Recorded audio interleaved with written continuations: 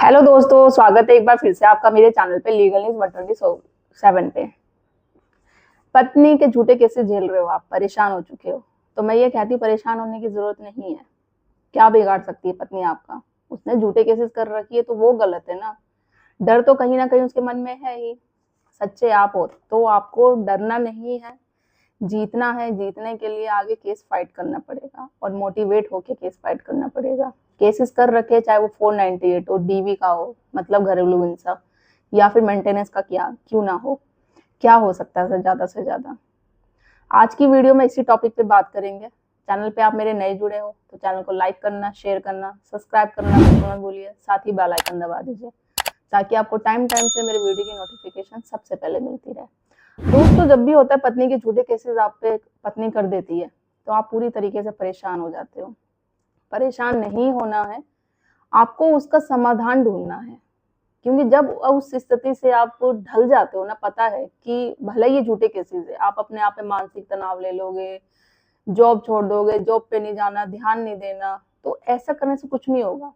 ऐसा बल्कि जब इतना टेंशन ले लेते हैं ना काफी पति, तो क्या करते हैं, गलत रास्ता चुन लेते हैं। और वो गलत रास्ता क्या होता है, अपनी जिंदगी को खत्म करना, सुसाइड अटेम्प्ट कर लेते हैं। जैसे कि आपने बहुत सारी न्यूज देखी, भले वो मानव का हो, अतुल सुभाष का हो, और ऐसे बहुत सारे नाम है जो आप और मैं नहीं जानते। ये कुछ सुर्खियों में होते हैं जो वायरल हो जाते हैं तो हमको पता चल जाता है, और ऐसे कुछ नाम है जो पता ही नहीं चलता किसी को।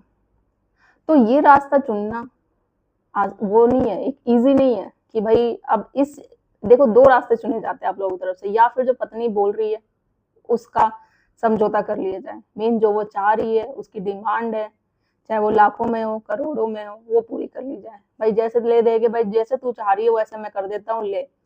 पैसा है तो आप समझौता कर लोगे। और यही नहीं कि जो उसकी पत्नी की डिमांड है आप पूरा कर दोगे तो छोटी है कि वो आगे जाके फिर कोई डिमांड नहीं करेगी, फिर कोई आपसे नहीं मांगेगी कोई पैसे, कोई भी चीजें। तो ये बिल्कुल नहीं है। एक बार आपने दे दिया तो दोबारा भी डिमांड कर सकती है, फिर वो एक बच्चे का मोहरा बना के करेगी, कोई ना कोई रीजन से आपको मानती रहेगी। तो समझौता ऐसे बिल्कुल नहीं करना है आपको। दूसरा, या फिर आपको ये लगेगा भाई इस सिचुएशन से ना मैं बाहर निकल पा रहा हूँ, इतने साल हो गए कोर्ट कचहरी में, तो इससे बेस्ट ऑप्शन है सुसाइड का। तो यही गलत सोच होती है। आपको इन दोनों में से कुछ भी नहीं करना। पत्नी का मेन होता है आपको परेशान करना, आपसे बदला लेना, रेवेंज लेना, और जो वो चाहती है, जो उसने प्लान गेम किया है, उसी में आप आ जाते हैं। और एक बात और बोलना चाहूंगी, मैं सिर्फ उन पत्नियों की बात कर रही हूँ जो झूठे केसेस करती हैं। अगर आप लोग सच में पीड़ित है अपनी पत्नियों से झूठे केसेस से, तो आपको घबराने की जरूरत नहीं है।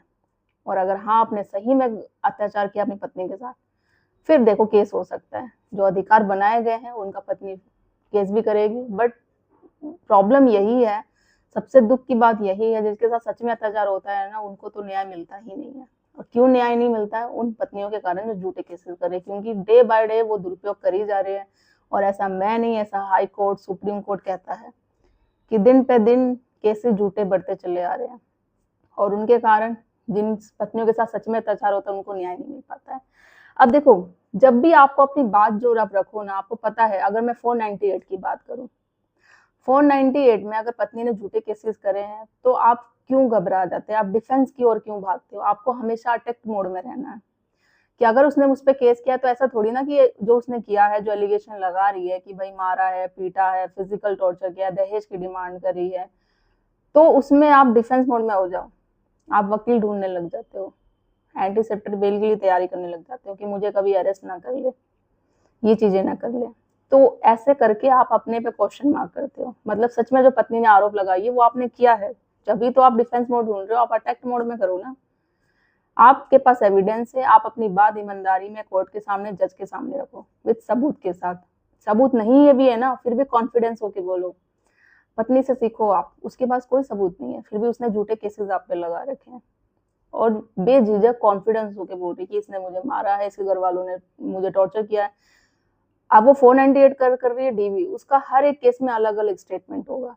एक केस में बोलेगी मुझे धक्के मार के निकाल दिया गया, दूसरे में बोलेगी मैं खुद अपने आप आ गई। तो दोनों की स्टेटमेंट अलग अलग हुई और फिर भी कॉन्फिडेंस होके बोल रही है। तो क्यों नहीं सीखते? जब वो आपको फंसाने के लिए झूठी बात एकदम कॉन्फिडेंस होके बोलती है तो आप तो सच्चे हो, तो आपको क्या जरूरत है? अगर सबूत है तो वेल एंड गुड, नहीं है तो फिर भी बोलो ना आप, जब आपको पता है आप सही हो तो। अब आप बोलेंगे भाई मेरी कोर्ट बात नहीं सुनता, पुरुषों की बात नहीं सुनते हैं, नहीं सुनता, सुनाना पड़ेगा। लोअर कोर्ट नहीं सुनते, हाई कोर्ट में जाओ, हाई कोर्ट नहीं सुनते, सुप्रीम कोर्ट में जाओ। वैसे नहीं सुनते, लिखित में दो, बार बार लिखित में दोगे और वही चीज आप अपने पास कॉपी रखो, क्योंकि काम आएगी आपको एज एविडेंस में, वो भी उसकी सर्टिफाइड कॉपी। कंप्लेंट लिख के दो आप, कोई बातें हैं पत्नी ने छुपाई है, वो जॉब नहीं कर रही, चीजें नहीं कर रही है, तो उसको आप रिकॉर्ड में सामने रखो, प्रूफ दिखाओ। 498 में ज्यादा ज्यादा कितने साल की सजा होगी? 1 महीने, 2 महीने, चलो मान लिया 2-3 साल। इससे ज्यादा क्या होगा? जो आप अपनी जिंदगी को खत्म कर लोगे, कुछ गलत कदम उठा लोगे, तो चीजें होगी। अब हम बात करते हैं लाइक घरेलू हिंसा का, जो पत्नी केस लगाती है डीवी का, कि लगा दिया, आप टेंशन आ जाते भाई करना क्या। देखो आपको उसमें मानसिक तनाव लेने की जरूरत नहीं है, उससे कैसे बाहर निकलना है, उसका समाधान निकालना है कि सिचुएशन से मुझे बाहर कैसे निकलना है। मानसिक लोग है, मेंटली डिस्टर्ब हो गए, तो आप उस केस में और उलझे जाओगे। और जो उतना कोई बड़ा टास्क नहीं है, क्योंकि वो झूठा केस है। पत्नी को प्रूव करना पड़ेगा कि उसने जो आरोप आप पे लगाए हैं वो उसको साबित करना है, आपको साबित नहीं करना है, क्योंकि कोर्ट उससे सबूत मांगेगा। ये नहीं कि उसने जो कह दिया तो वो माना जाएगा और आपको जाके जेल में बंद कर दिया जाएगा, आपको आपके घर वालों को जेल में बंद कर दिया जाएगा। ऐसा नहीं, सबूत मांगा जाएगा, सबूत वो देगी, फिर उसके अकॉर्डिंग होगी कार्रवाई, नहीं तो केस डिसमिस हो जाएगा। और आप केस डिसमिस करने के लिए 482 के तहत जाके अपना केस है जो डिसमिस करा सकते हैं, अपने रिश्तेदारों के नाम खारिज करवा सकते हैं। ये चीजें हैं। समय आने पर ना हर एक चीज का समाधान होता है। जब इस सिचुएशन से आप गुजरते हैं ना, एक आने वाले टाइम में ना आप खुद एक स्ट्रॉन्ग बन जाते हैं। फिर इस सिचुएशन से कैसे लड़ना है, क्या लड़ना है, आपकी ये ताकत बन जाती है और आपको पता चल जाता है हाँ नहीं ऐसे नहीं, इस चीज से करना है। बट आपको मजबूत बनना पड़ेगा। कमजोर बन के आप अपना केस नहीं लड़ सकते। स्ट्रॉन्ग रहेंगे, मोटिवेट रहेंगे, कॉन्फिडेंस रहेंगे, जब चीजें होगा। अगर 125 की बात करूं, अगर चलो माना, ज्यादा क्या होगा इस केस पे, एक मेंटेनेंस बांध दिया जाएगा, आपको पैसे देने पड़ेंगे, दे दो, बट कोई गलत कदम मत उठाओ। और ना देने के तो बहुत सारे रीजन में, वैसे ही आपके साथ इतनी सारी मैंने वीडियो बनाई है मेंटेनेंस ना देने के लिए, जजमेंट भी शेयर किए हैं। पत्नी पढ़ी लिखी है तो नहीं देना पड़ेगा, अपने रीजन से बिना किसी बात के वो घर छोड़ के गई है तो नहीं देना पड़ेगा मेंटेनेंस। और अगर उसका रिश्ता और किसी के साथ है, अडल्ट्री में है वो, फिर भी देना नहीं पड़ेगा। ये सारी 125 जो हमारा नया कानून है 144 बीएनएस, उसमें क्लियर मेंशन है। तो आपके साथ ये सारी सिचुएशन में से कोई भी चीजें हैं तो आपको मेंटेन देने की जरूरत ही नहीं है। वो 1% चांस मान लो, फिर भी अगर कोई नहीं है, आप प्रूव नहीं कर पा रहे हो, तो देना है, मेंटेनेंस तो देना ही पड़ेगा, पैसे देने पड़ेंगे। क्यों आप अपनी जिंदगी को उस मोड़ पे ले जा रहे हो जिससे आपके परिवार वाले जिंदगी भर रोए, और उस इंसान के लिए जिसकी अब कोई आप वैल्यू नहीं है। पत्नी, आप तो बोल रहे मैं प्यार करना, पत्नी आने वाले टाइम में मान जाएगी, बट उसको तो कोई वैल्यू नहीं है आपकी। तो ऐसा कदम मत उठाए। देखो हर एक प्रॉब्लम का सोल्यूशन है, हर एक सिचुएशन से बाहर निकला जा सकता है।